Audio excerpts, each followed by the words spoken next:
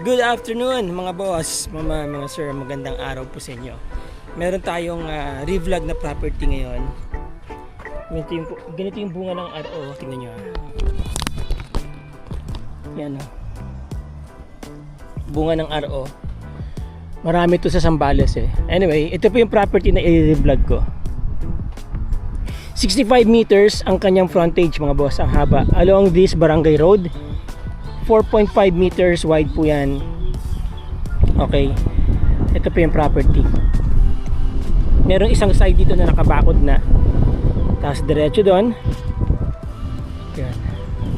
Hanggang doon po yung property, ano. 3,699 square meters.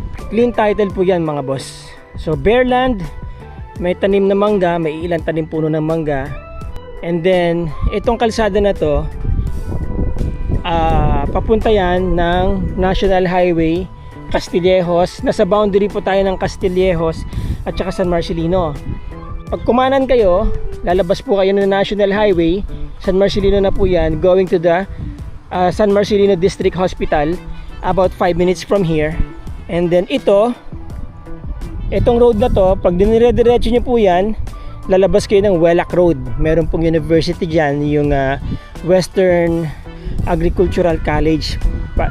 Yun po yun, yung college na yun.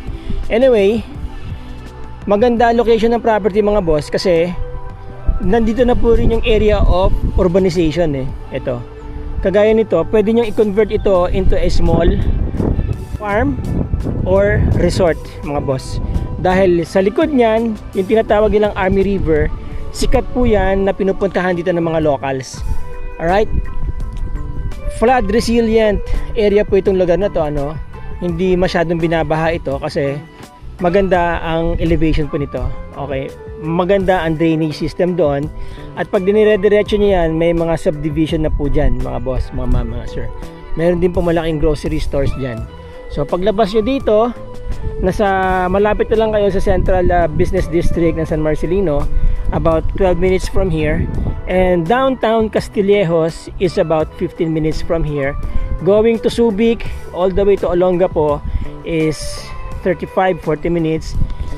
And to Metro Manila mga boss, this is about 3 hours drive or 3.5 hours drive from Balintawak and Lex. Sama nyo na kunyari medyo matraffic yung biyahe ninyo. Okay, 3,699 square meters yan mga boss. Malinis ang titulo niyan. Shoutout sa iyo Ma'am Nida. Ano po, siya yung may-ari. Nakadirect na tayo dyan. Kaya kapag nag-inquire kayo, gusto niyo makita to, makakausap niyo mismo yung may-ari, i-direct ako po kayo sa kanya. Kayo na tumawad. 3 million po ang kanyang asking price. From 3.5 million, 3 million na lang, ano po, all in transfer sa kanya, pati capital gains tax.